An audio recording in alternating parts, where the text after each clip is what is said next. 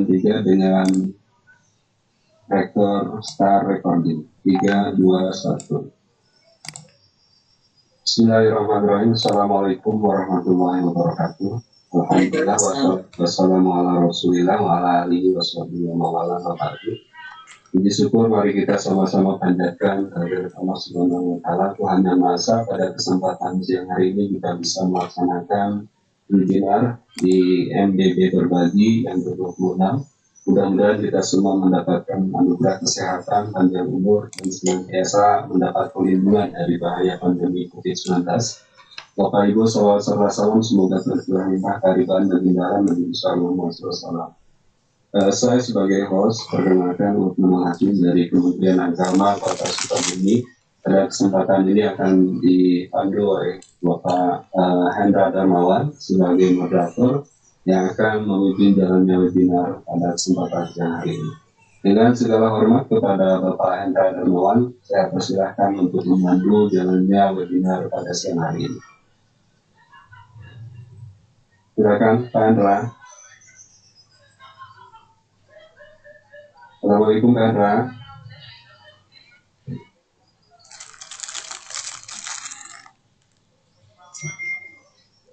Halo Pak Hendra. Halo, Ya, silakan Pak. Pak Lukman yang telah membuka kegiatan hari ini. Assalamualaikum warahmatullahi wabarakatuh. Waalaikumsalam. Terima kasih kami ucapkan kepada Ibu Prof. Yuri dan Bapak Prof. Ibu Prof. Kopi dan Bapak Prof. Yuri yang sudah berkenan hadir pada kegiatan kita kali ini. Bapak Ibu sekalian, marilah kita mulai kegiatan ini dengan bacaan Bismillahirrahmanirrahim. Ucapan syukur kita panjatkan ke Allah Subhanahu wa taala atas berkat rahmat Allah, kita Bapak Ibu masih bisa diberikan kesempatan untuk bisa mengikuti dan mengikuti kegiatan pada siang hari ini. Insya Allah di tengah-tengah kita sudah hadir para pembicara yang hebat dari sebentar ini ada. Ya, halo Prof.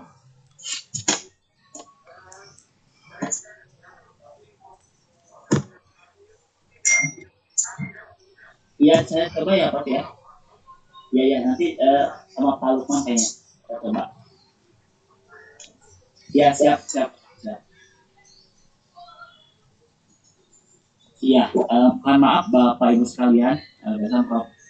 Luri menelpon bahwa memang ada sedikit masalah di jaringannya sehingga beliau tidak bisa meng-unmute. Mungkin Pak Lukman bisa dibantu untuk meng-unmute Prof. Luri.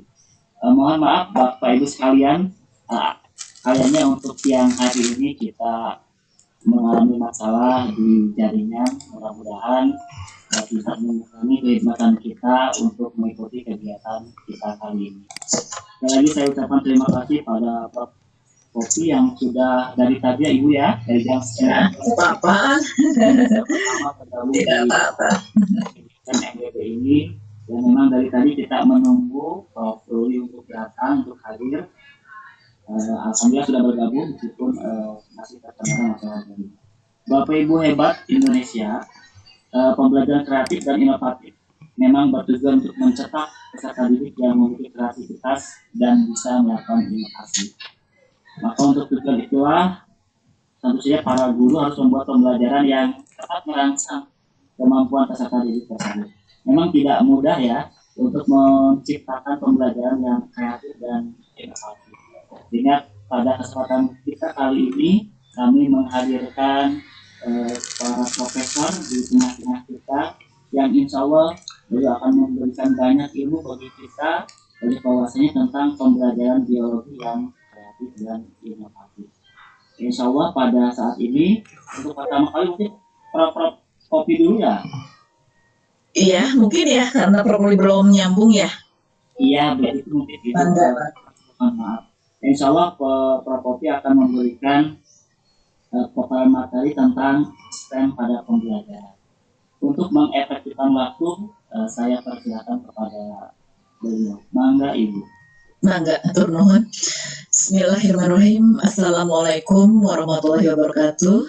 Selamat siang, salam sejahtera bagi kita semua. Alhamdulillahirabbil alamin. La ilaha illallah wahdahu la syarikalah. Lahul mulku walul hamdu wa huwa ala kulli syai'in qadir. Asyhadu an la ilaha illallah wa asyhadu anna Muhammadan abduhu wa rasulullah. Yang terhormat kepada, mohon maaf, ini ketua MGMP-nya siapa? Saya mohon maaf ini. Bapak Lalan Suherlan. Oh, Pak Lalan. Ya baik. Iya. Pak Lalan Suherlan ya yang sudah mengundang saya. Saya mengucapkan terima kasih Pak Lalan ya. Kemudian kepada seluruh panitia, tadi saya baru kenal ya di sini Pak Lukman, juga Pak Hendra ya, dan juga Bu Umi tadi yang sudah hello dengan saya. Ini Pak Agus juga saya nih dilihat dari namanya saja, mudah-mudahan nanti kita bisa kopi darat gitu ya, bisa ketemu langsung ya. Puji syukur kita panjatkan kehadirat Allah Subhanahu wa Ta'ala, karena berkat rahmat dan ridhonya lah kita diberikan kesempatan untuk bertatap walaupun maya ya, tapi tidak bertatap juga nih. Soalnya saya tidak bisa melihat para attendance semua ya, tapi paling tidak kita bersilaturahim melalui suara lah ya, dalam virtual ya, pada acara webinar yang diselenggarakan oleh MGMP Biologi ya, Sukabumi ya, Kabupaten Sukabumi itu Jawa Barat. Akan mencoba menyampaikan materi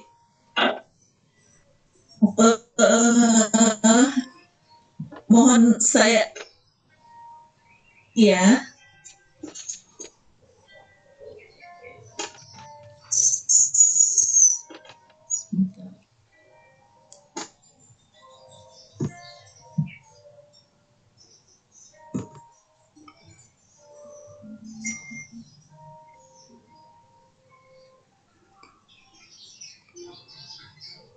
Ya, sudah muncul? Sudah, Ibu. Oke, baik. Materi yang saya sampaikan itu pembelajaran STEM ya dalam pendidikan abad 21 ini untuk menumbuhkan jiwa entrepreneur ya. Nah, baik. Seperti kita ketahui, kita sekarang sudah memasuki revolusi industri 4.0 ya, di mana kita ketahui bersama bahwa Indonesia atau kita semua mengalami revolusi industri dimulai dari abad 18, yaitu industri 1 ya, revolusi industri 1 dengan menggantikan tenaga manusia atau hewan oleh tenaga mesin ya. Kemudian revolusi industri 2 yaitu pada abad 19 itu dengan adanya pembangkit tenaga listrik ya yang dan produksi mesin secara massal ya. Kemudian juga berikutnya revolusi industri 3 yaitu munculnya teknologi digital dan internet ya.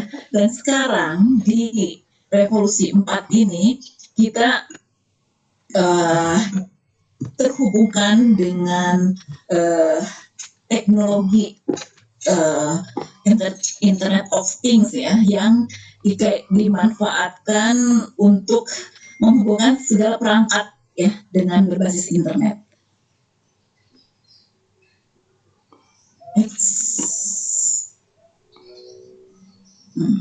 Kenapa nggak bisa ya?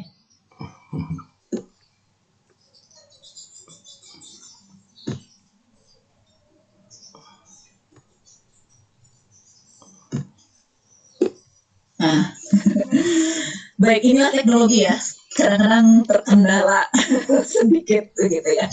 Baik, di sini revolusi industri 4.0 ini yaitu merupakan fenomena yang mengkolaborasikan teknologi cyber dan teknologi otomatisasi ya, dibantu teknologi informasi berbasis internet dalam proses pengaplikasiannya, sehingga keterlibatan tenaga manusia dalam prosesnya menjadi berkurang ya. Nah, kalau kita lihat di sini dalam revolusi industri ini meliputi yaitu autonomous robots, kemudian simulation, systems integration, Internet of Things, artificial intelligence, cyber security, cloud computing, additive manufacturing, augmented reality, dan big data and analytics ya. Nah, tentu saja perkembangan teknologi informasi dan komunikasi ini membawa kita kepada perubahan dalam berbagai aktivitas ya. Di sini tentu saja kita ya, pendidikan juga terkena imbas juga ya. Kemudian di sini kita juga mengalami disruption ya, seperti tornado yang menyambar pohon besar yang sedang berdiri kokoh ya. Kalau kita analogikan seperti itu ya, disruption itu. Jadi dengan tiba-tiba sekali ya. Nah, fenomena disruption ini itu fenomena terjadi yang diakibatkan oleh perubahan fundamental yang begitu cepat oleh perkembangan teknologi mengacak-acak pola tatanan lama untuk menciptakan suatu tatanan baru. Situasi di mana pergerakan dunia industri atau persaingan kerja sudah tidak lagi linier, dan tapi menginisiasi lahirnya model bisnis baru dengan strategi lebih inovatif dan disruptif ya.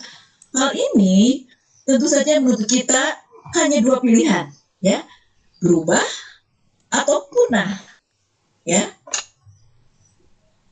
Nah, di sini kita tahu disrupsi sendiri ini dimulai dari menurut Steve Wheeler ya, itu mulai dari no change ya, kemudian berubah menjadi iteration ya, di mana membuat hal yang sama tetapi tentu saja lebih baik. Kemudian innovation yang sering kita kenal yaitu membuat hal-hal yang baru. Nah, dan sekarang kita berada di era disruption ini, yaitu membuat banyak hal baru sehingga yang lama seakan ketinggalan zaman dan tidak terpakai lagi ya. Itu adalah disruption. Nah, sekarang bagaimana menghadapi disruption ini? Tentu saja yang kita butuhkan adalah mindset baru ya, di mana ada dua jenis mindset ya, yaitu fixed mindset dan growth mindset ya. Di mana fixed mindset ini adalah merupakan kecerdasan statis ya, ini mengarah ke keinginan untuk terlihat cerdas, sehingga ada kecenderungan untuk jika ada tantangan itu biasanya menghindari tantangan ya. Sedangkan growth mindset ini kecerdasannya dapat dikembangkan ya. Ini mengarah ke keinginan untuk belajar, sehingga ada kecenderungan untuk jika diberikan tantangan dia menyukai tantangan tersebut ya. Kemudian untuk fixed mindset, rintangan ini, jika ada rintangan itu mudah menyerah. Sementara yang growth mindset bertahan dalam menghadapi rintangan ya. Kemudian kalau diberikan usaha itu fixed mindset ini melihat usaha sebagai kesia-siaan ya, seakan-akan usaha itu tidak ada nilai positifnya. Tapi growth mindset ini yaitu melihat usaha sebagai jalan menuju menjadi hebat ya.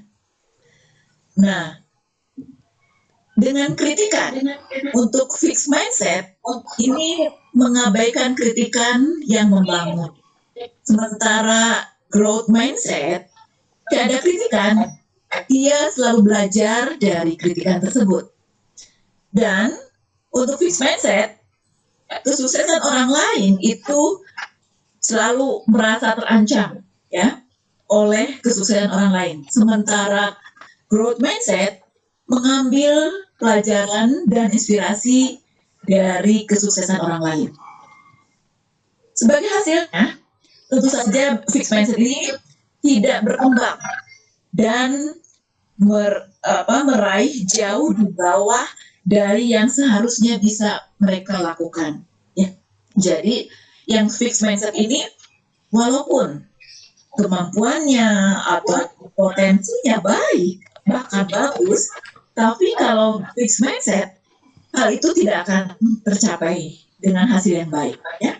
Sementara kalau growth mindset, walaupun potensi dan kemampuannya hanya biasa saja, tapi insya Allah mereka akan mencapai potensi yang maksimal.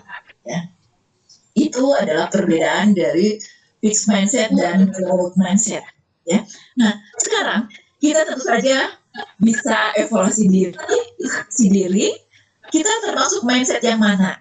Ya, baik. Jika kita merasa ada masih kekurangan mindset yang growth mindset, bagaimana kira-kira mengembangkan mindset tersebut? Karena mindset itu memang masih bisa dikembangkan ya. Jangan takut kalau kita pun seorang manusia tidak ada yang sempurna, pasti tentu saja ada kekurangan-kekurangan. Kita bisa mengembangkannya ya. Bagaimana cara mengembangkan mindset tersebut? Dan juga untuk peserta didik kita, tentu saja di pendidikan abad 21 ini ada hal-hal yang perlu dikembangkan ya. Di antaranya adalah ada foundational literasi, kemudian kompetensi dan juga karakter kualitas ya. Di mana foundational literasi yaitu literasi ya, bentuknya itu numerasi, kemudian scientific literasi, ICT literasi, financial literasi, dan cultural and civic literasi ya.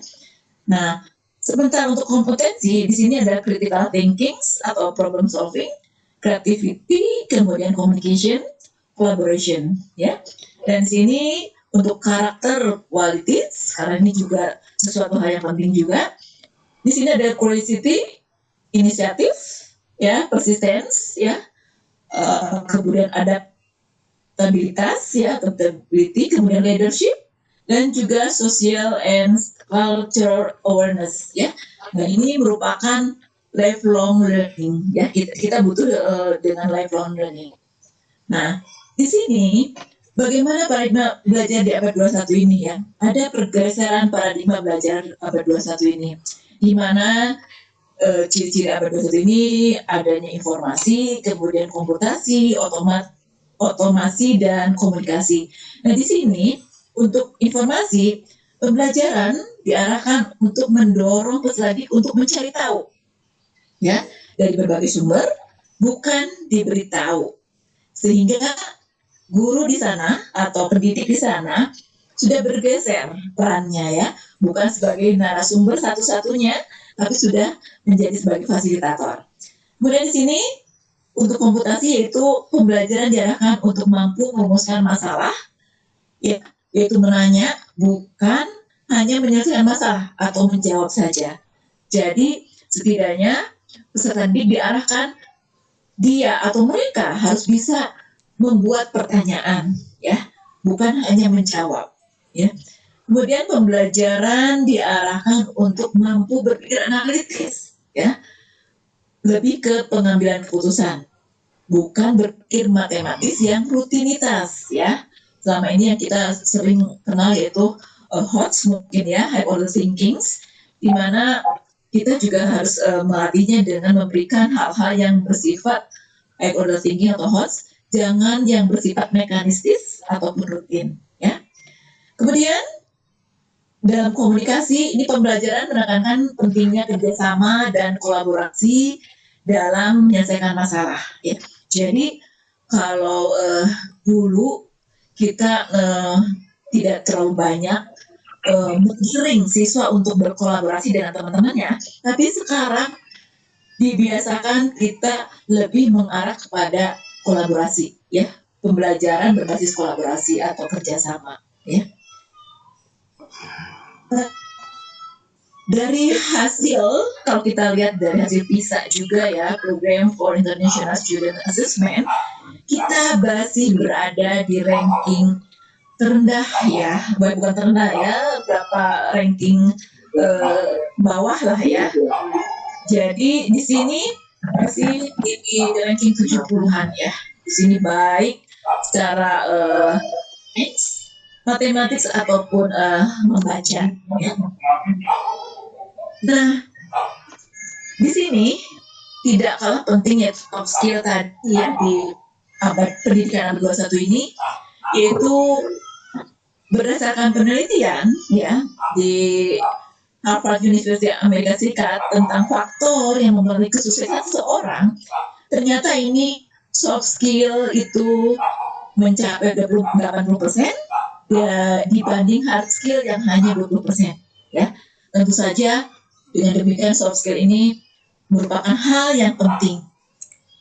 Sementara ya Bapak dan Ibu semua, di Indonesia ini mayoritas soft skill ini terutama peserta didik ini belum berkembang dengan baik. Ya? Nah, tentu saja di sini sesuatu hal yang perlu kita tahu ini, soft skill ini kalau kita kaitkan, yaitu akan membentuk jiwa entrepreneur yang kita idam-idamkan ya. Yang tadi yang seperti disampaikan di awal oleh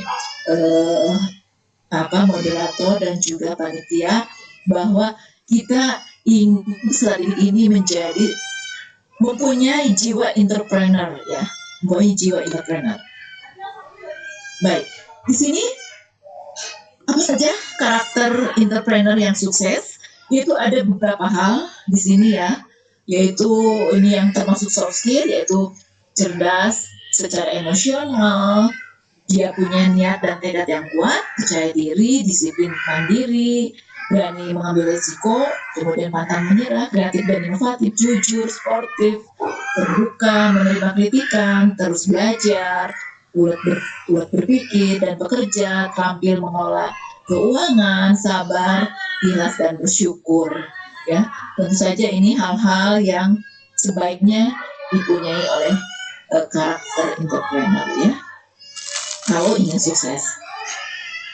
Nah, bagaimana cara menumbuhkan jiwa entrepreneur ya? Tentu saja kita harus melalui proses berkelanjutan ya. Di sana harus banyak juga belajar, berlatih juga, kemudian tentu saja bertindak ya.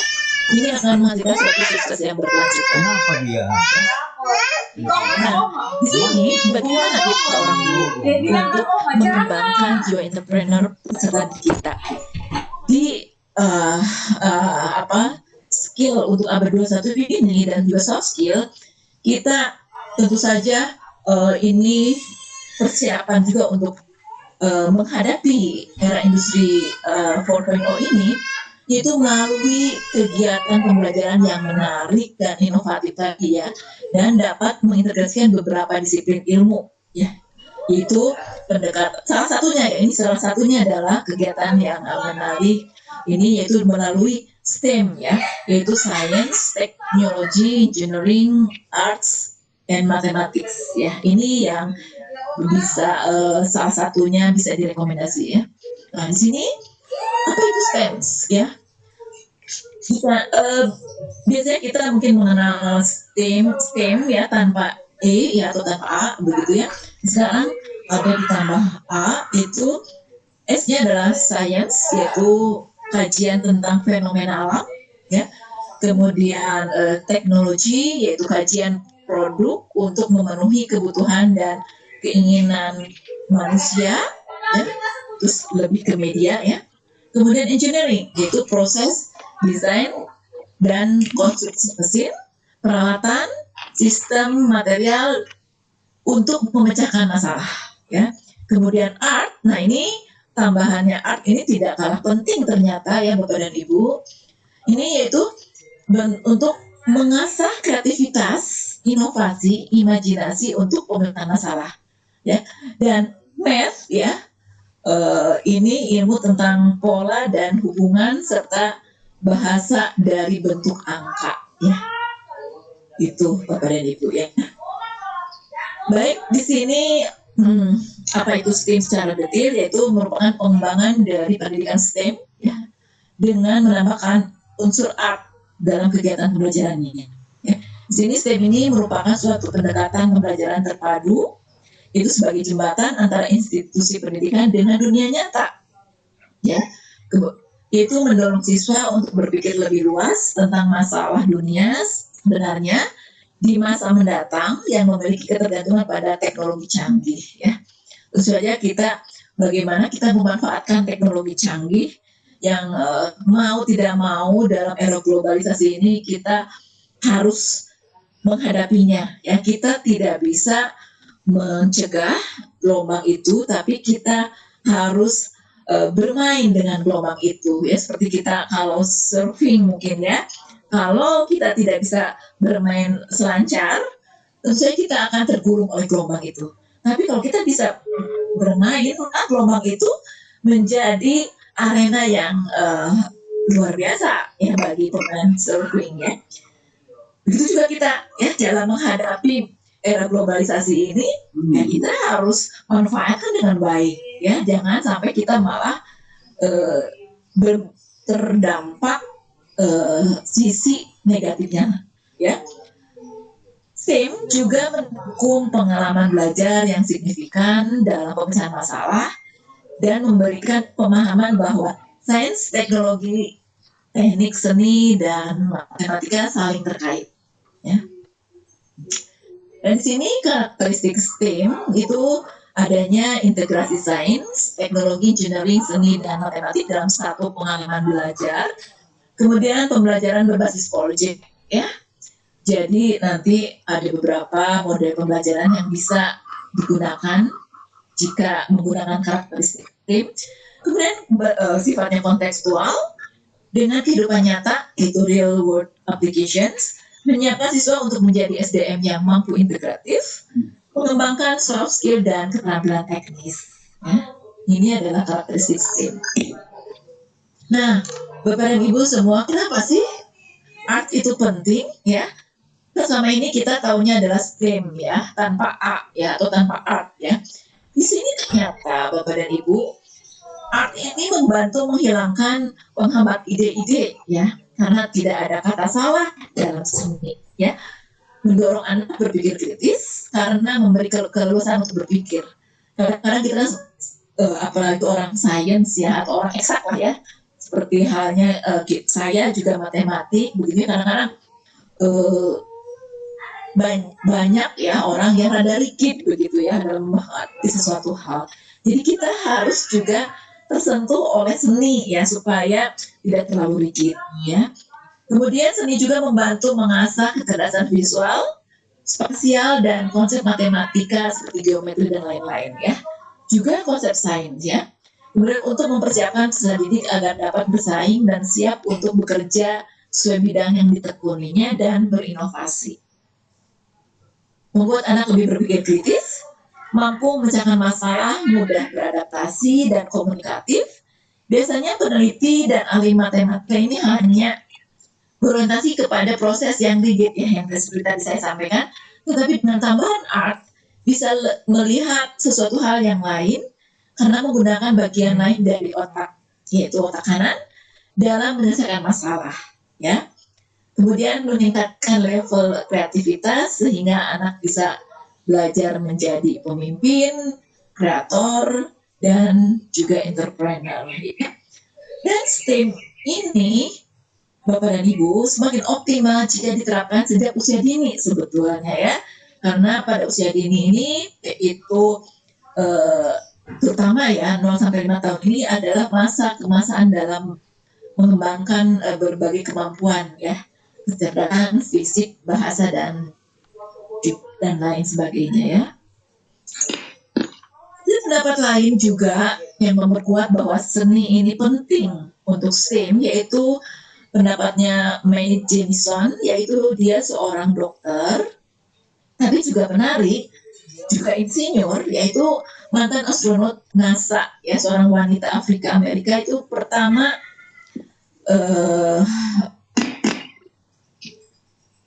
melakukan perjalanan ke luar angkasa mengatakan bahwa perbedaan antara sains dan seni itu bukanlah sebagai dua sisi yang berbeda ya dari koin yang sama, tapi bagian yang berbeda dari kontinum yang sama ya.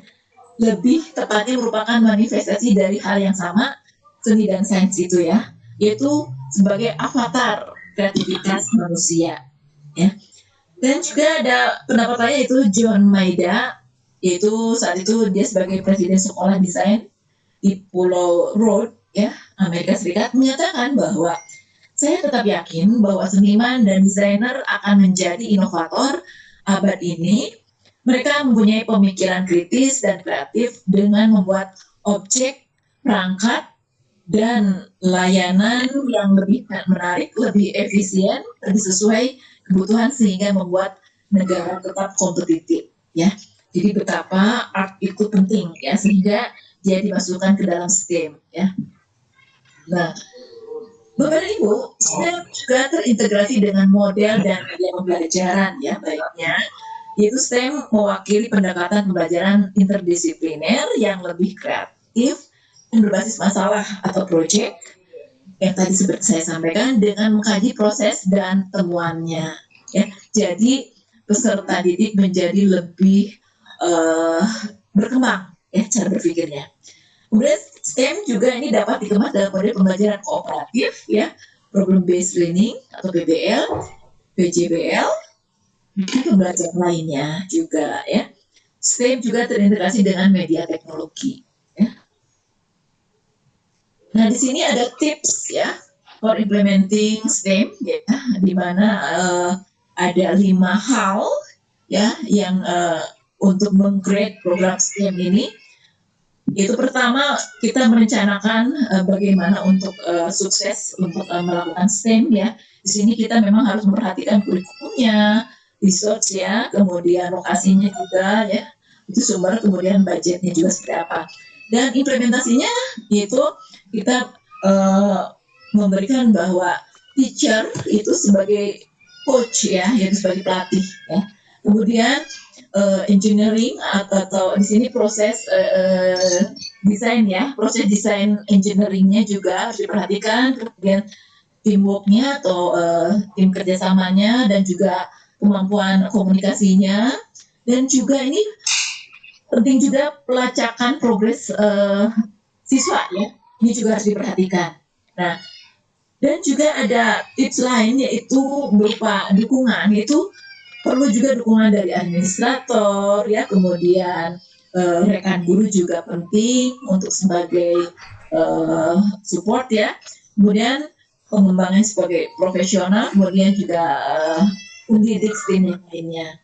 Kemudian fleksibilitas juga ini memberikan support juga, yaitu ada juga tips lain yaitu keep an open mind tadi ya. Jadi mindset kita harus terbuka ya.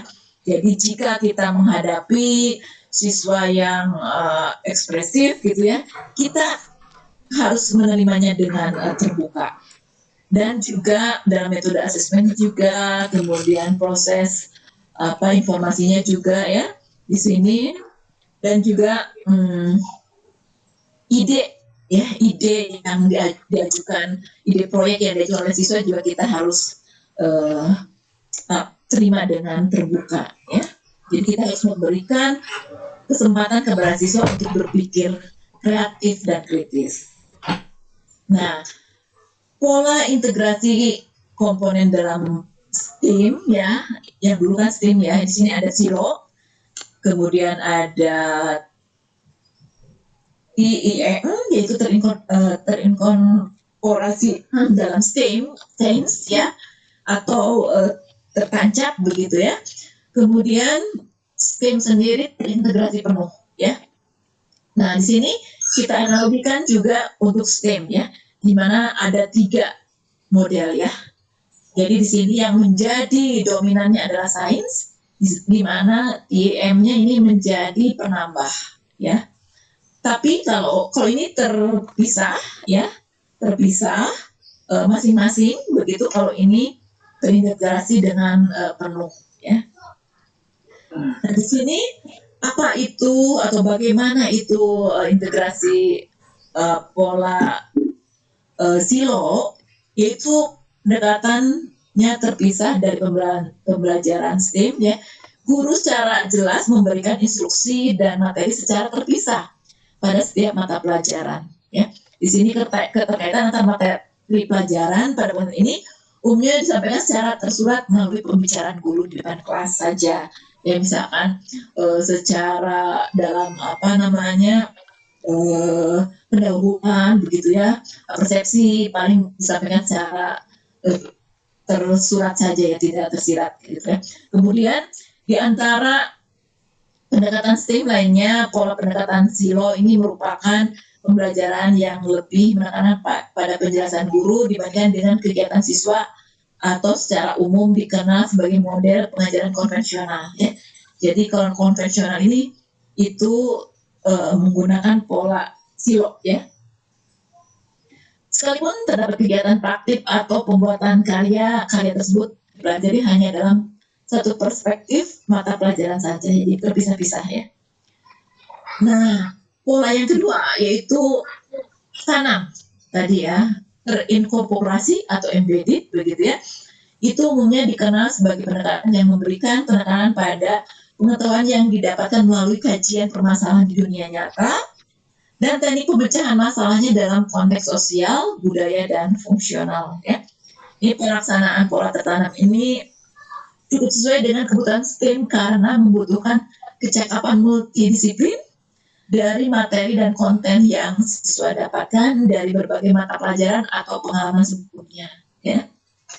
Ini memang yang dibanding terintegrasi ini relatif lebih mudah ya. Nah, kalau integrasi ini komponen STEM yang terintegrasi ini pendekatannya memang ideal ya, ideal. Tapi pada pola ini tidak ada batas antara setiap mata pelajaran sehingga semua bagian dari STEM ini diajarkan sebagai satu subjek utuh ya. Penggalan ini mungkin dilakukan hanya dengan kurikulum yang sesuai dan mampu meningkatkan ketertarikan siswa pada bidang STEM ya. Pada pola pendekatan ini umumnya menggunakan satu di antara dua model integrasi konsep antara interdisiplin atau multidisiplin dan menggabungkan materi dari berbagai tingkatan kelas menjadi satu kesatuan subjek ya. Jadi kalau integrasi ini ya, bentuk integrasi STEM ini adalah memang kekurangannya adalah kurikulumnya, atau bukan kekurangan ya, itu kesulitannya adalah memang harus ada kurikulum tersendiri yang khusus gitu ya. Jadi dan ini mungkin sekolah-sekolah tertentu ya. Tapi hal ini bisa dilakukan untuk di SD ya. Nah ini ya, kita lihat model untuk model STEM-nya itu ada model multidisiplin ya. Siswa diarahkan untuk mampu mencari hubungan antara mata pelajaran yang berbeda yang juga diajarkan dalam waktu yang berbeda. Ya, model ini membutuhkan kolaborasi yang baik antara guru mata pelajaran untuk melihat pemahaman siswa terhadap keterkaitan antar konsep dari materi yang diajarkan ya. Model interdisiplin ini memulai pembelajaran dengan masalah pada dunia nyata ya. Model ini menekankan pada keterkaitan konten dengan kemampuan berpikir kritis dan pemecahan masalah siswa yang didasarkan pada pengetahuan yang dimilikinya ya. Nah, secara teori, pola pendekatan integrasi dengan model interdisiplin adalah pendekatan yang paling sulit dilakukan, namun paling sesuai untuk pembelajaran STEM ya, yang tadi seperti saya bilang ya. Nah, kalau kita bandingkan pola model STEM ini yang tadi ya, pengintegrasian yang menggabungkan materi STEM dalam satu mata pelajaran lintas disiplin, memerlukan restrukturisasi kurikulum ya secara menyeluruh, sehingga relatif sulit dilaksanakan dalam konteks kurikulum konvensional di Indonesia ya.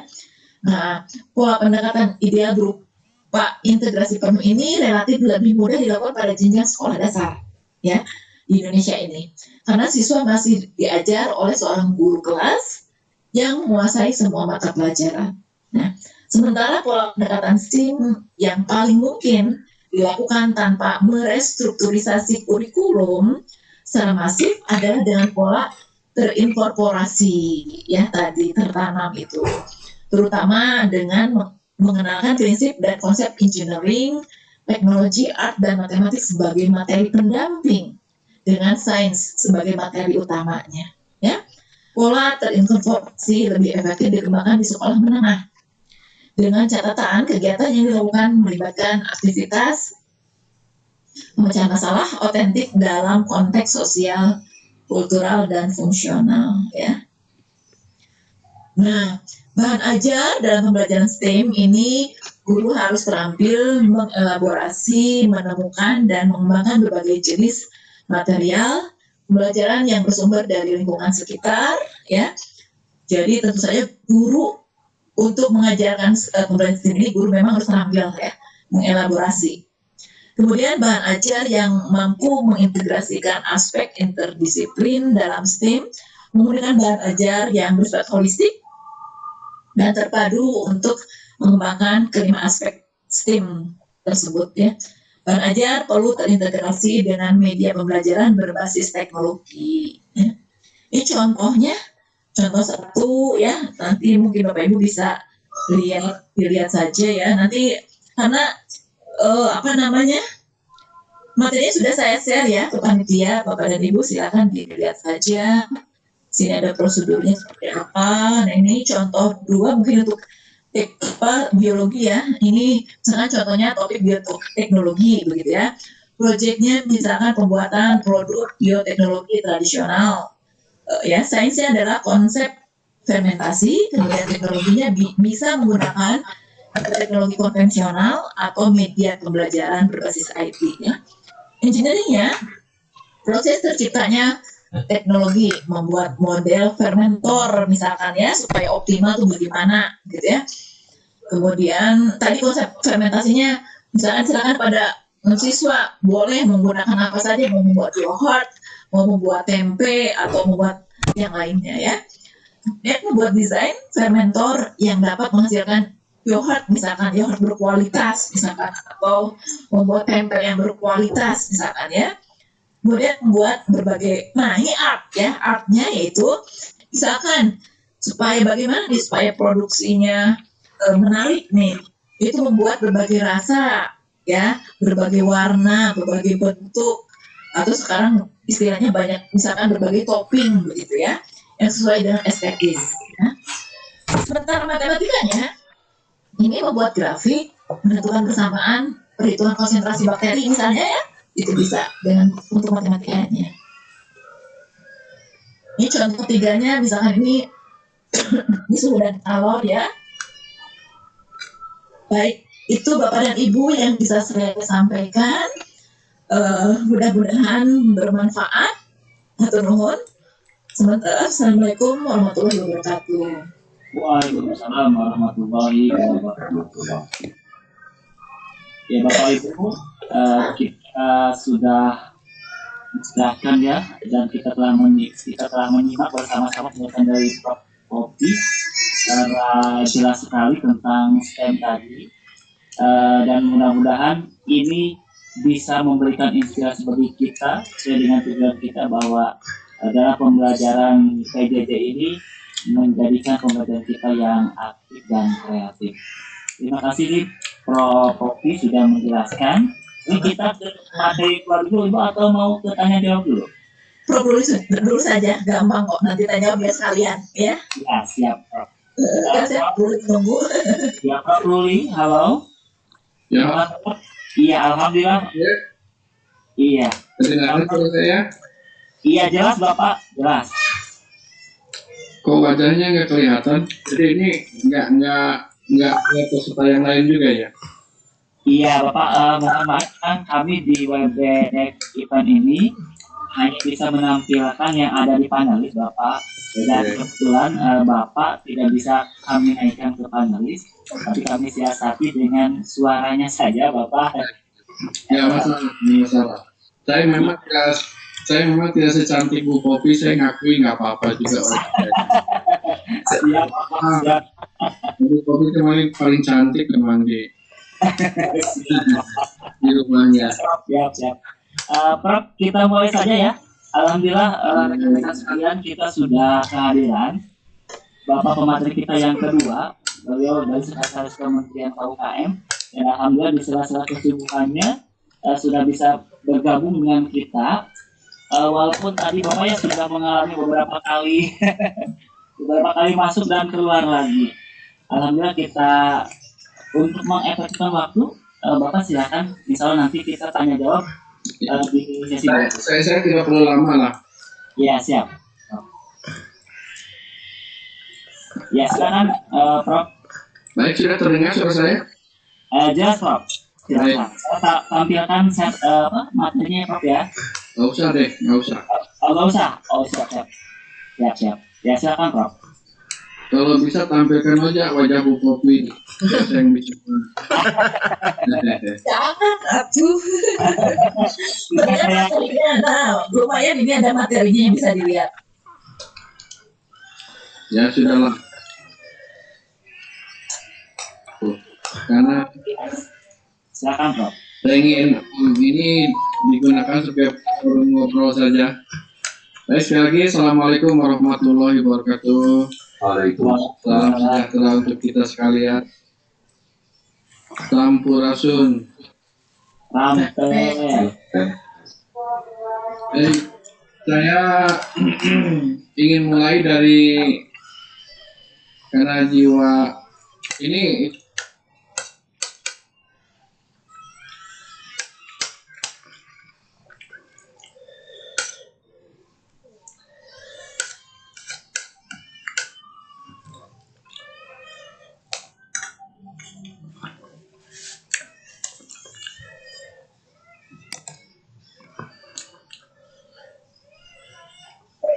Menghilang Pak suaranya. Iya, tampaknya ada kendala Pak Lukman. Ya, mudah-mudahan kita bisa mendengar kembali suara Prof. Ruli. berani untuk melakukan sesuatu yang baru, berani untuk mengalami atau menghadapi tantangan, berani untuk menghadapi kegagalan, tapi berani juga untuk terus mengembangkan diri pada saat dia berhasil. Jadi wira itu adalah orang yang berani. Nah sekarang mengapa harus berwirausaha? Ada sebuah sikap mental, sebuah keberanian untuk melakukan sesuatu yang baru, keberanian untuk menghadapi kerugian, menghadapi hambatan, menghadapi tantangan. Maka pada dasarnya setiap manusia merdeka itu pada dasarnya harus memiliki keberanian untuk itu. Apakah itu harus menjadi pebisnis? Saya katakan tadi wirausaha adalah sebuah sikap mental. Sikap mental untuk memulai sesuatu, memulai hal yang baru, dan siap menghadapi tantangan serta risiko-risikonya. Maka dengan demikian, menjadi guru, menjadi pegawai, menjadi seorang ibu rumah tangga sekalipun, seyogyanya diri kita itu harus menjadi seorang wirausahawan.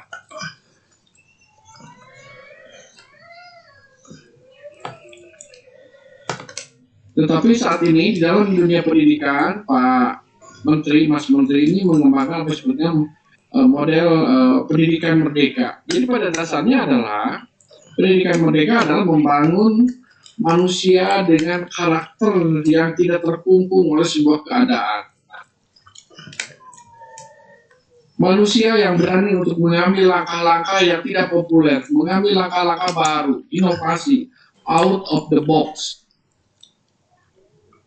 Konsep wirausaha benar adanya itu adalah konsep yang berasal dari dunia usaha. Tapi secara umum dapat diterapkan pada berbagai profesi termasuk menjadi seorang guru.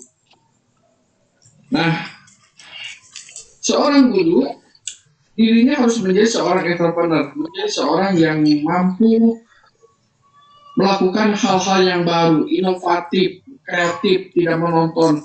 Jadi kalau Anda menjadi seorang sekolah 10 atau 20 tahun yang lalu, maka sebetulnya Anda bukan seorang entrepreneur. Bukan seorang yang berani untuk mengambil cara-cara baru. Tidak jelek, tetapi itu membuat pendidikan kita stagnan. Jadi wirausaha itu tadi saya katakan berangkat daripada budaya usaha, mental bisnis yang memang diterapkan pada seluruh kelompok. Pada tahun 80-an di bidang di dalam konteks dunia usaha, tapi juga ada intrapreneur yang diterapkan untuk birokrasi. Maka dalam konsep birokrasi di administrasi negara itu ada yang disebut dengan revenue government tentang intrapreneurship, gitu ya. Nah, itu dulu barangkali. Baiklah,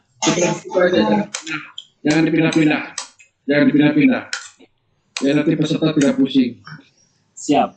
Prolog. Bagaimana mengkaitkan guru biologi dengan wirausaha? Ini tentu membutuhkan prolog karena memang sebagian besar dari Anda tidak belajar bisnis, tidak belajar ekonomi, tidak belajar tentang hal-hal yang sifatnya inovatif. Pada dasarnya, saya katakan tadi, wirausaha itu adalah konsep bisnis, tetapi diterapkan di dalam dunia yang lebih luas, termasuk profesi guru. Jadi seorang guru pada dasarnya harus dipola, harus manusia yang inovatif. Jadi dulu ingat mungkin di waktu Orde Baru mungkin guru ini adalah orang yang paling mudah digiring untuk kepentingan politik gitu. Karena apa? Karena dianggap guru itu adalah employee.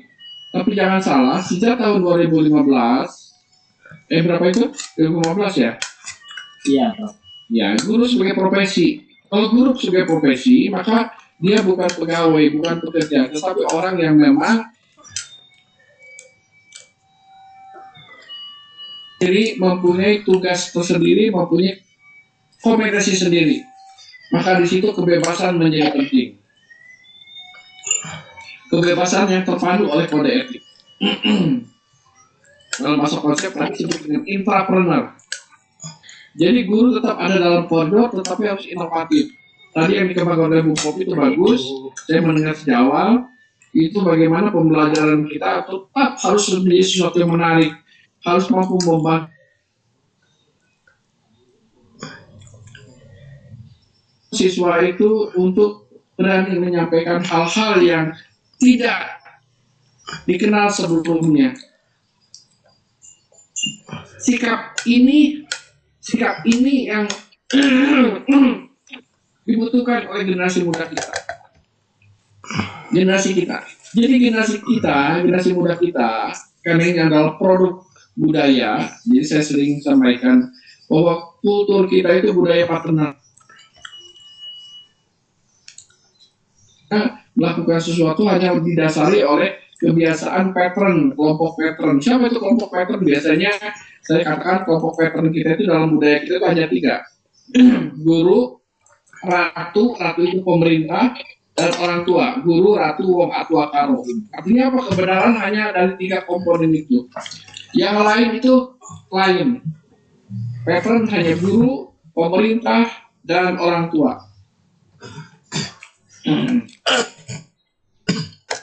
Dan di kepala kita. Nah, pada membangun manusia yang lebih bebas, lebih entrepreneur, lebih kreatif, maka harus dibagi secara merata. Kebenaran itu bisa datang dari manapun, termasuk dari anak didik. Itu intinya. Jadi guru bukan satu-satunya sumber kebenaran, guru bukan satu-satunya sumber nilai, guru bukan satu-satunya sumber ilmu. Ini peradaban sudah berubah. Membangun budaya itu bukan pekerjaan yang mudah. Membangun budaya masyarakat yang lebih terbuka, lebih inovatif bukan pekerjaan mudah. Saya sejak kecil di Sukabumi kalau aneh-aneh disebut dasar budak bahan kawarah seperti itu. Apa? Karena tidak melakukan sesuatu yang lazim dilakukan. Nah, pada pendidikan merdeka, pada pendidikan entrepreneur itu sebetulnya harus out of the box. Out of the box. Artinya, saja mental wirausaha ini tepat sekali saya diskusi ini. Mental wirausaha ini adalah mental yang harus dipupuk baik bagi gurunya, apalagi bagi gurunya. Demikian juga para anak didiknya. Karena apa? Tadi saya katakan kita punya hambatan psikologis, punya hambatan kultural, hingga dengan demikian kelompok wirausahawan kita di dalam konstelasi ekonomi kita masih sangat rendah, walaupun sudah ada peningkatan. Skill kita mengatakan dulu bahwa bila kelompok wirausahawannya tidak boleh kurang dari 2,5%. Lee Kuan Yew mengatakan suatu negara bisa berkembang bila entrepreneurnya 3%. Alhamdulillah saat ini kita 3,4%, sudah di atas 3. Tapi itu masih rendah.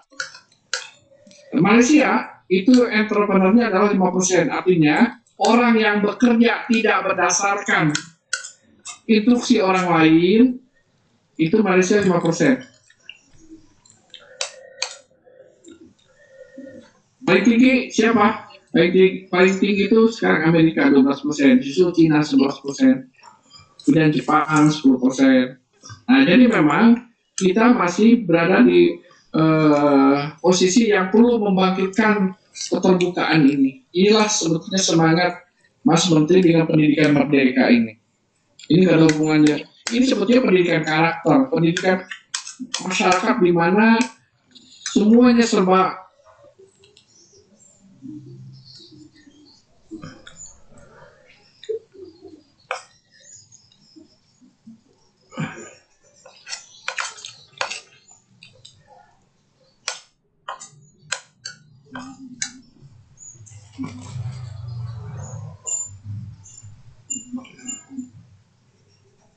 Ya.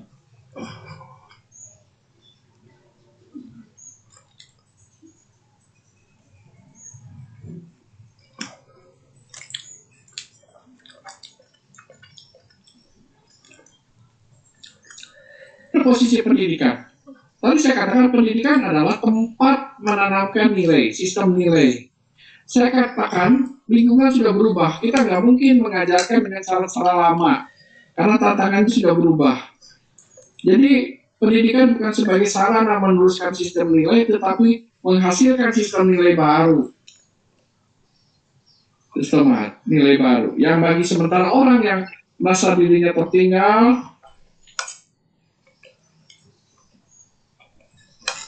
kan nilai lama, tapi lupa bahwa lingkungannya sudah banyak berubah sekali. Jadi ada 3 karakter bagi dunia di masa depan yang harus dibangun oleh para guru. 1, masyarakat ke depan itu lebih demokratis. Maka siapa yang bergerak maju, dia akan diberikan ruang-ruang yang cukup terbuka.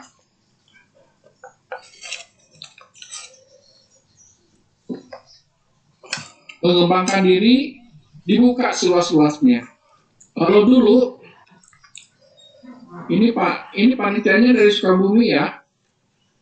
Iya, siap. Ini Jawa Barat, Prof. Jawa Barat lah, orang Sukabumi tahu barangkali. Iya.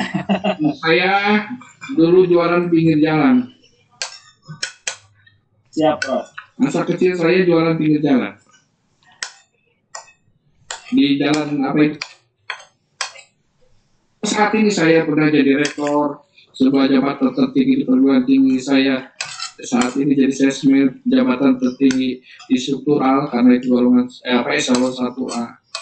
Kemudian juga saya 4R 15 tahun itu adalah jabatan tertinggi di golongan kepangkatan. Saya guru besar jabatan tinggi fungsional. Mohon maaf saya sekalipun komisaris utama jabatan tertinggi di perusahaan sebuah BUMN. Alhamdulillah. Pinggir jalan bisa mengembangkan itu. Kenapa? Karena kultur sudah mulai berubah. Kalau dulu di masa lalu, ya tadi kalau orang tuanya jualan maka anaknya orang pasti jualan juga. Kalau anaknya itu kalau orang tuanya adalah guru ngaji, dia akan jadi guru ngaji juga. Nah, di dalam masyarakat yang lebih terbuka ke depan akan lebih seperti terbuka lagi, di mana kesempatan-kesempatan semakin terbuka. Nah, pendidikanlah yang jadi pendidikanlah. Nah, pendidikan sangat tergantung guru. Kalau gurunya sangat statis, maka dengan sendirinya proses belajar juga sangat statis. Kita kembali kepada bagaimana membentuk karakter wirausaha. Tadi saya katakan terbentuk memang awalnya dari rumah. Bisa dibantu, diperkeras di kelas-kelas melalui komunikasi dengan para guru, guru-guru feodal, guru-guru yang ingin membentuk manusia-manusia yang bebas yang memiliki karakter wirausaha. Jadi dengan begitu sangat strategis dan penting dan bertambah. Satu, dia harus menjadi seorang yang berada di garis depan untuk menerapkan inovasi. Tapi guru juga harus menjadi bagian integral dari pembelajaran untuk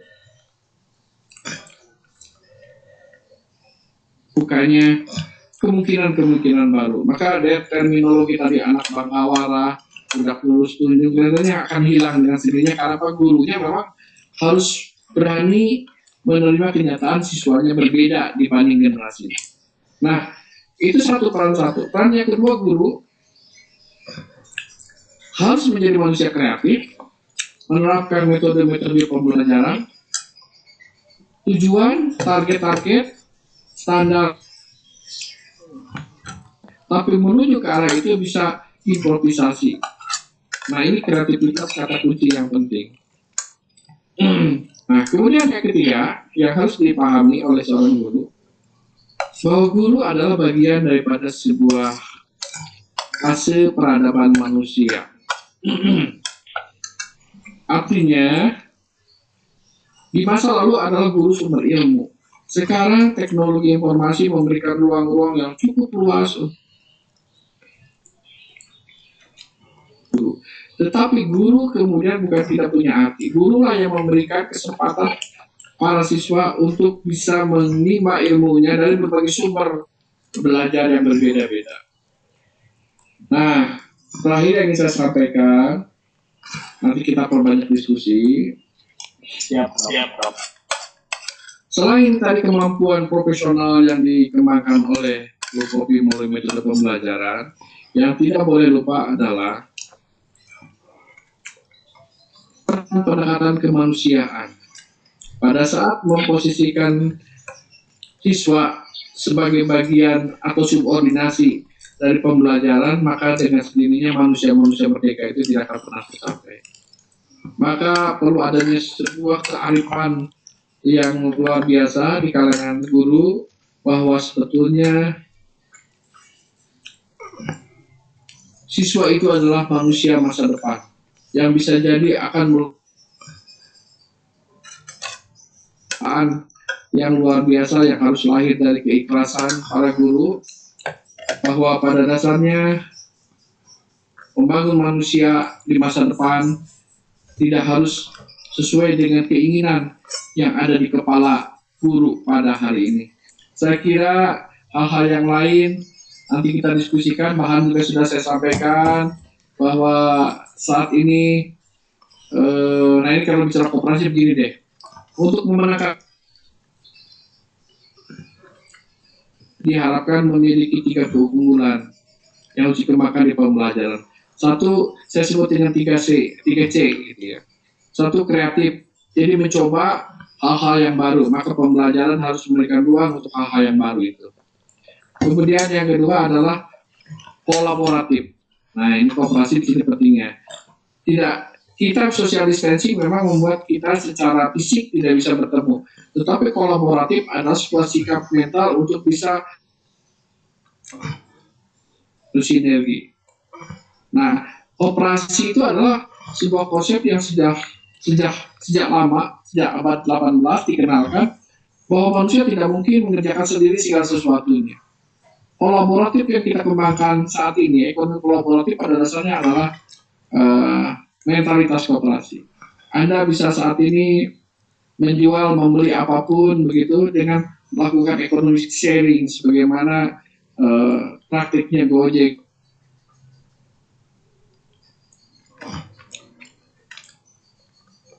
Baik, itu C yang kedua.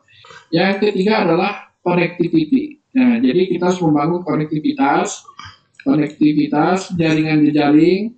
Saya kira Pak Lalan jagonya membuat jejaring. Karena apa? Karena sebetulnya keberhasilan itu, peluang itu selalu ada di luar. Maka keberanian kita membuka jendela pergaulan kita adalah bagian daripada keberhasilan itu. Maka itulah yang harus ditanamkan kepada peserta ini. Itu saja, terima kasih. Assalamualaikum warahmatullahi wabarakatuh. Waalaikumsalam warahmatullahi wabarakatuh. Ya, terima kasih yang memberikan wawasan kepada bagaimana menjadi, terutama saya sebagai seorang guru, menjadi guru yang aktif dan kolaborasi. Karena memang itu seperti yang dikatakan bahwa jadi modal bagi kita agar kita bisa berhasil di kemudian hari. Dan satu yang bisa saya tangkap tadi yang paling utama bahwa guru itu jangan memaksakan bahwa siswa sesuai dengan keinginan kita, jadikanlah siswa itu menjadi generasi-generasi yang akan hebat di masa depannya. Baiklah Bapak Ibu, sekali lagi kita ucapkan terima kasih kepada Bapak dan Ibu pemateri hebat kita kali ini, dan kita akan mulai ke sesi tanya jawab ya, Prof ya. Mangga. Iya, ini kita sudah masuk beberapa pertanyaan dari para peserta kita. Saya akan coba bacakan, Prof ya. Ya. Ini terkait pertanyaannya mungkin bisa. Iya, ini dari Pak Lukman Hakim sendiri izin bertanya, Prof, bagaimana atau cara atau metode yang sederhana dan efektif agar pembelajaran STEM ini dapat menemukan jiwa kewirausahaan sehubungan dengan kondisi pandemi saat ini? Ya, satu-satu dulu ya, Prof ya. Atau beberapa saja biar saya jawabnya sekaligus. Oh ya, siap. Pertanyaan yang pertama tadi, bagaimana cara atau metode yang sederhana dan efektif agar pembelajaran STEM ini bisa menemukan jiwa kewirausahaan yang dihubungkan dengan kondisi pandemi COVID saat ini. Pertanyaan yang kedua, ini dari Ibu Neng. Assalamualaikum, izin bertanya Prof, ada yang jiwa kewirausahanya tinggi, tapi mandeknya di modal. Kira-kira adakah jurus jitu untuk menghadapi problem tersebut? Jadi ini jiwa kewirausahanya tinggi Prof nih, tapi mandeknya adalah di modal. Ya, mungkin untuk sementara Prof, kita baru menemukan 2 pertanyaan dulu, nanti kita akan sesi ini ya dari bertanya langsung. Ya, mangga Prof. Enggak. Untuk Pak Lukman, terima kasih Pak Lukman ya pertanyaannya. Tadi kebetulan tadi saya juga mencoba men-share contoh dari metode STEM ya, di mana tadi kalau boleh saya lihat yang itu yang bioteknologi ya Pak Lukman. Di situ ada tentu saja metodenya yang cocok yaitu PJBL pakainya ya, yaitu project based learning. Apalagi kalau project based learning itu jadi banyak bekerja di luar ya, di luar sekolah ya, di luar kelas gitu. Pertama itu yang berkaitan dengan pandemi ya. Yang kedua tadi STEM dikaitkan, jadi kalau contohnya perlu saya share lagi nggak ya? Tadi yang itu yang Saya present dari Ya, silakan Ibu, sudah dijelaskan. Oke. sebentar tadi. Nah ini ya, kebetulan ini topiknya tentang bioteknologi dan bisa misalkan contohnya membuat yogurt ya. Nah ini bisa dibuat Bapak ke ini ke siswa diberikan PJBL ya proyeknya misalnya pembuatan produk bioteknologi tradisional mungkin ya kalau untuk siswa ya nggak mungkin yang modern ya. Jadi misalkan supaya pemikirannya berkembang, jangan Bapak tentukan misalkan buat produknya misalkan yogurt atau buat produknya tempe atau buat produknya tahu misalnya, jangan kita tentukan tapi berikan kebebasan kepada siswa ya untuk memilih produk tersebut. Kemudian juga berikan di sini misalkan bagaimana cara membuat fermentornya supaya optimal ya untuk yogurt supaya misalkan tidak cepat basi dan sebagainya. Kemudian artnya juga kan masing-masing dia punya ya. Nah tentu kemudian matematikanya. Jadi ketika kita memberikan tadi yang seperti Prof sampaikan itu merdeka belajar atau memberikan banyak kebebasan berpikir dan juga terbuka dan juga tadi disarankan bahwa gurunya itu juga harus terbuka juga ya menerima ide-ide proyeknya dari siswa. Itu adalah kita sudah memberikan pembelajaran atau menumbuhkan jiwa entrepreneur sebetulnya di situ. Ya, mungkin itu ya yang bisa saya sampaikan. Kalau untuk ini tadi berkaitannya dengan modal, sebenarnya mungkin ini Prof Nuri yang lebih tepat menjawab ya, Prof Nuri saja deh ya KUKM. Beliau banyak jalan untuk memberikan ide ini. Silakan.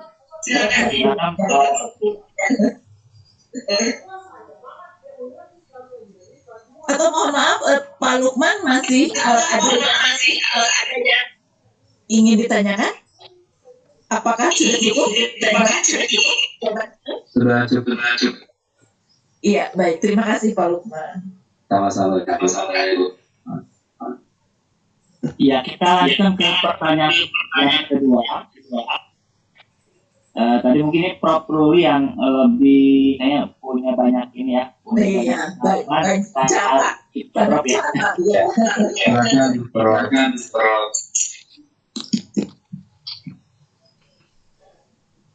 Apa? Harus ngomong apa lagi? Halo. Ya, halo Prof. Ini ada yang bertanya Prof. Katanya gini Prof. Mohon izin bertanya. Saya jiwa usaha, tapi kendalanya di modal. Nah, mungkin apa yang bisa menjadi saran atau masukan bagi penanya tersebut, Pak? Begini, itu klasik lah kalau begini ya. Tadi tentang pembelajaran Ibu Kopi itu tentang bagus tentang apa? Membuat apa Bu? Membuat yogurt. Bioteknologi. Bioteknologi apa tadi itu? Yogurt.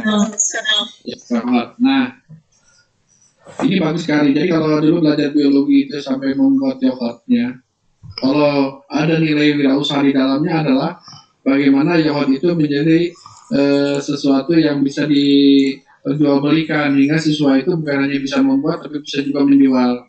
Itu adalah penerapannya. Itu memang tidak biasa. Jualan dagang gitu ya. Saya kira itu mindset masyarakat di masa lalu yang harus dirubah. Nah itu adalah ciri daripada pembelajaran entrepreneurship atau pembelajaran merdeka. Sekarang Prof soalnya masalah modal. Ini sebetulnya begini. Tadi saya katakan bahwa kita tidak mungkin mengerjakan sendiri. Kita punya ide, kita punya fasilitas, kita punya sendiri. Kita bisa kolaborasi, saya katakan tadi kolaborasi dengan orang-orang yang punya modal. Ada orang punya modal tapi tidak punya ide, kita punya ide. Nah itu pentingnya kolaborasi. Kooperatif itu di situ. Ya. Kemudian yang kedua, kalau yang dimaksud ada permodalan dalam artian yang sangat teknis, sebetulnya pemerintah sudah membuka seluas-luasnya untuk dukungan pembiayaan. Bagian daripada komisaris utama di PT PMN, sebetulnya itu adalah pembiayaan yang dibentuk oleh pemerintah untuk membantu para pengusaha-pengusaha, terutama kelompok wanita yang mau memulai usahanya. Tapi kemudian ada juga modal dari perbankan melalui KUR yang saat ini bunganya hanya 6% atau dengan sistem syariah begitu. Nah, jadi demikian untuk koperasi saat ini. Koperasi sudah ada. Jadi sumber pembiayaan itu banyak, cuman barangkali informasi yang keliru dan nah ini kalau di Sukabumi kemarin saya ini ironis ini agak tahu saja deh. Jadi PNM sebagai pembiayaan masyarakat bawah itu di beberapa daerah itu ditentang. Justru anehnya itu di Sukabumi paling tinggi ya, agak tahu saja itu penentangan terhadap PNM justru di Sukabumi. Ini lucu, Sukabumi dan sebagian Cianjur dan Garut daerah selatan. Sistemnya tidak islami. Ini lucu, karena apa?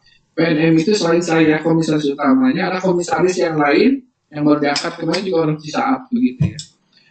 Tetapi Dewan Syariahnya dari 3 orang itu 2 orang Sukabumi begitu, Pak Profesor Didin Habibudin sama Mas API Antonio. Itu dua-duanya orang Sukabumi gitu. Jadi tapi di publik itu dikembangkan itu riba lah ini Bang Emok lah segala macam. Padahal itu adalah programnya pemerintah untuk membantu program Mekar. Tapi di beberapa daerah Sukabumi dan sebagian Cianjur itu diganggu oleh kelompok-kelompok yang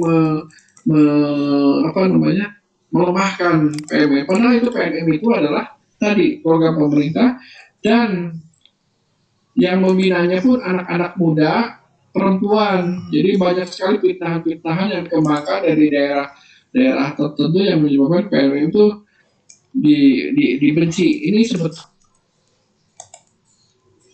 butuhkan pembiayaan, tapi di sisi lain kita membutuhkan pembiayaan, tapi di satu sisi yang lain adalah melemahkan banyak program pemerintah yang pada dasarnya membantu pembiayaan para pelaku usaha. Begitu ya, cukup ya. Iya. Baik, terima kasih. Saya belum asal juga ini soalnya nih ya. Nanti dengan Prokopi saja teruskan ya. Oke, assalamualaikum warahmatullahi wabarakatuh. Waalaikumsalam. Warahmatullahi wabarakatuh. Ya, Pak Lukman atau Pak Hendra ya, Pak Hendra ya moderatornya ya. Ya. Boleh saya tambahkan sedikit aja ya. Untuk siapa Bu tadi ya, yang apa? Bu siapa? Neng Sri. Bu Neng Sri. Ya. Bu Neng Sri, kalau sekarang itu sebetulnya banyak para muda ya, entrepreneur muda yang sudah banyak memberikan inspirasi untuk peserta didik kita sebetulnya ya. Kalau arahnya sudah ke praktek mau bisnis ya. Itu tuh bisa sekarang tuh banyak bisnis yang open PO dulu gitu ya. Jadi tidak perlu modal besar ya, ataupun bahkan bisa juga tidak bermodal, karena open PO itu harus bisa masuk dulu uang, baru kita order gitu kan. Nah bisa juga seperti itu gitu. Jadi sebetulnya jiwa entrepreneur itu tidak hanya berkaitan dengan bisnis saja, memang berkaitan bagaimana kita berpikir kreatif. Kalau misalkan jiwa usahanya sudah ada, tapi tidak punya modal, nah itu sebetulnya dia belum sepenuhnya menjadi seorang yang jiwa entrepreneurnya belum muncul semua, karena dia tidak mencoba mencarikan jalan bagaimana sih tanpa modal gitu. Harusnya bisa begitu. Ya mungkin salah satu contohnya adalah itu, seperti itu sekarang banyak bisa berbisnis itu dengan PO ya, sistemnya ya, open PO dulu gitu. Baru nanti setelah itu masuk, baru dan itu resikonya juga tidak besar ya, tidak akan rugi besar karena kita tidak menggunakan modal. Kita hanya memang ini pertama ada dukungan belief ya, kepercayaan orang itu terhadap kita sebagai entrepreneur, kemudian juga komunikasi, kemudian koneksi. Nah itu kan itu adalah aspek entrepreneur juga. Itu harus dipuk. Bagaimana cara berbicaranya meyakinkan orang, bagaimana dia menciptakan produknya yang berkualitas dan sebagainya. Seperti itu. Mungkin itu ya Bu Neng yang bisa saya tambahkan. Karena waktu mungkin Pak bagaimana Pak Andras? Ya, siap Pak Lukman. Ya baiklah Ibu pemateri kita kali ini kayaknya kita sudah jam 15.26 Bu ya. Ya. Alhamdulillah sudah kita mendekati di akhir pertemuan kita kali ini. Mungkin ada closing statement dari Prof. Popi untuk kegiatan kali ini. Silakan Ibu. Ya, untuk Bapak dan Ibu guru yang luar biasa ya, tentu saja saya berharap Bapak dan Ibu terus tidak luntur ya, di mana Bapak dan Ibu sudah selama ini sudah bersabar mengajar ya, dan juga bekerja untuk siswa demi kualitas dan siswa kita, dan selalu berupaya keras demi mengembangkan cara berpikir siswa kita yang inovatif, kreatif begitu ya. Jadi tentu saja hal itu saya berharap Bapak dan Ibu tidak pernah bosan untuk menambah atau mencari ilmu di luar dari rutinitas Bapak dan Ibu sebagai guru dalam mengajar. Mungkin itu Pak Hendra. Ya. Siap, Prof. Hendra, barangkali ada yang mau disampaikan oleh Pak Lalan? Iya, Pak Lalan, kita punya waktu beberapa menit lagi. Halo Pak Lalan.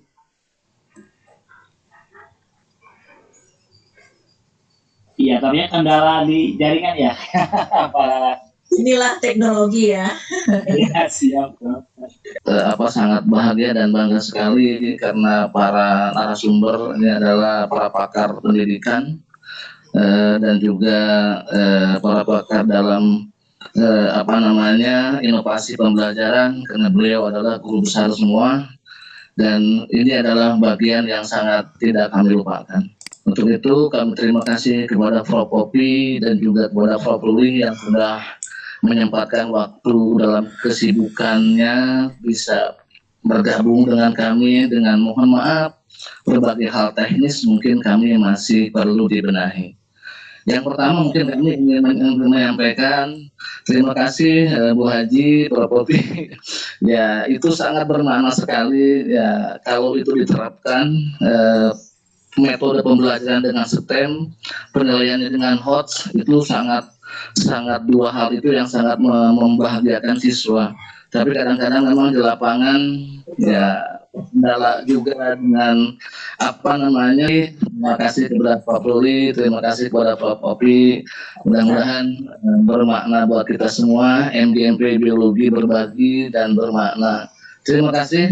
Billahi taufiq wal hidayah. Assalamualaikum warahmatullahi wabarakatuh. Atur nuhun Pak Lukman, Pak Hendra mangga ngajeng. Waalaikumsalam warahmatullahi wabarakatuh. Baiklah Bapak Ibu guru hebat Indonesia.